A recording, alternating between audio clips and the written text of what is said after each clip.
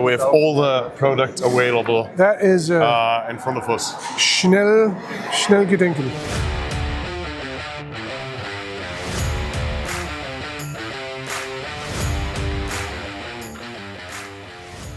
All right, we're here at the Recknagel booth. When Recknagel, as far as I know, are actually make a lot more stuff than I knew they did. So this is Moritz with the Recknagel. You are the owner. And I am the owner. I'm the owner of our two brands, Recknagel and ERATAC. Yes, and what I actually came down here for was because we were talking to Jonas, and Jonas said that from Schmidt and Bender said that the ERATAC was down here. And then I found out that Recknagel is the ones that made ERATAC. I did not know that already.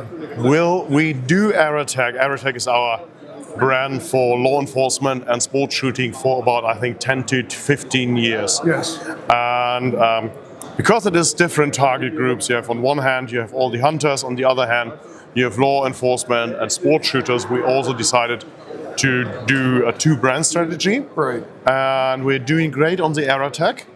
And I think what you are most interested in is the adjustable inclination mount. Adjustability of the mount. That is exactly what we're talking about. Because when we are at extreme long distances, we need that mill adjustability on the way out. And you do that a little bit differently than what is otherwise available. So would you care to explain to us what you have? This is the 70 MOA adjustability This mount is adjustable from 0 to 70 MOA inclination. We also have it in a mill-specific version, which is 0 to 20 mil or MRAT. Yes. And the thing is, you are loosening two screws here, and then you actually can switch the inclination to whatever you need. You tighten the screws, and then you have an inclination forward to whatever you need, whatever is appropriate for the distance you are engaging. Right. So you would not recommend having everything loosened up so you can adjust it on the fly? No. That is not what it is intended to be. No. You need to retighten it. Right. Only then it stays zeros, but because you have two planes sitting on each other, you will have a very reliable zero, and it always returns to zero whenever you put it back. Right. Well, that to me is really cool that you can adjust that and then tighten it down, and everything is as you want it to be. The rail here on top is also really cool because it raises everything up so high that it clears a potential scope bezel. You still see your tower, your turret. Yeah, exactly. And you can put here like an red sight for aiming devices, or you can put in here laser rangefinder, whatever it is, and you get the additional information while still having your rifle on the shoulder. So you do not need to raise your head. But you get all the information over here with the cantilever and with the ACI. And this is an add-on for the ERATAC mounts. All ERATAC mounts, or most ERATAC mounts, come with an interface, and this interface can be used to attach new equipment. Right. So the ERATACs, hopefully I'll get to work with some of those on the channel, and I'll get to show the viewers that what they can do and what they're meant for on distance. We'll take it to some long-range competition shootings. What I did not know you did was the arca rails down here.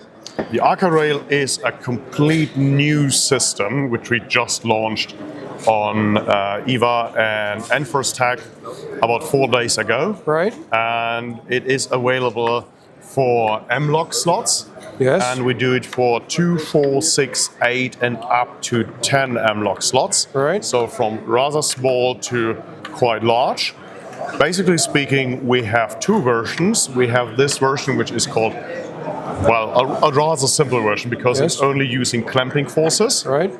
And we have here an advanced version, which is using a ball locking version. Right. And this one is recoil proof. Right. So you can even use it on bipods or tripods with larger calibers. Right. All these sliders can either be adapted for Versa bipod, right, or for Picatinny rail, or even for these smaller interfaces. The QD exactly, interfaces. Exactly. And hopefully I'll also have the opportunity to work with one of your long, what did you call, what is this system called? Ball locking sliders. The bore locking sliders. Hopefully I'll have the opportunity to work with one of your long bore locking sliders with the VersaPod adapter, because I like the Fort Meyer legs. They're really cool. What I also did not know that you do is triggers. We do a lot of triggers. Our company is over 160 years old, and we do a lot of triggers for the Mauser 98. Yeah. And about 2 years ago, we decided to do a trigger system for the most popular rifle of the 21st century, the AR-15, AR-10 platform. True. This trigger can also be used in 9mm pistol caliber carbine and 22 ARs. Yes. It has no looseable parts. You can screw in the two small bolts here. Yes. So instead of pins, which can drop on the ground, we have a simpler version. You just take out the trigger.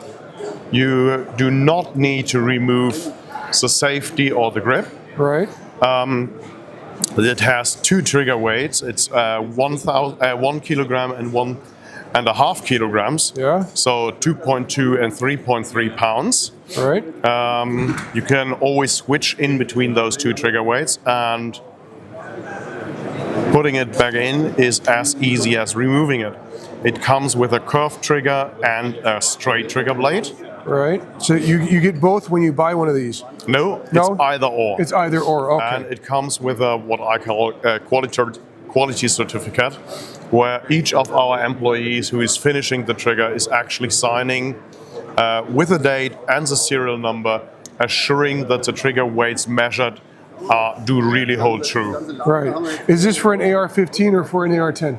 It's the same trigger. It's the same trigger. So the basic idea is... You took it back. I was going to put it in my pocket. Yes, well, maybe tomorrow. The basic idea is when you attend the shooting range, because we all have more than one rifle. Because, we need them. We need them. We do. And so you can start... For obvious reasons. For obvious reasons, yeah, like entertainment.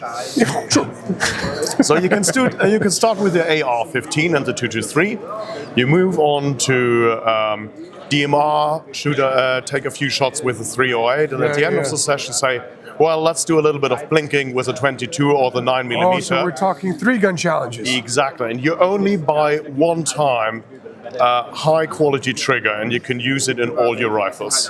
Well, I would prefer, of course, buying 3 of them, because as we know with optics, you don't start moving your optics around. You just buy 3 good optics, put them on each rifle, just like you buy 3 good triggers, put them in each system so they're set up. Who am I to say no to that suggestion? Exactly. Yeah? And when quality is as it is, I would not hesitate to do exactly that.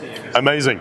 Moritz, I would like to thank you so for your time. And I hope to get to do a lot of work with ERATAC and Recknagel. That's what we do. See you soon. See you soon.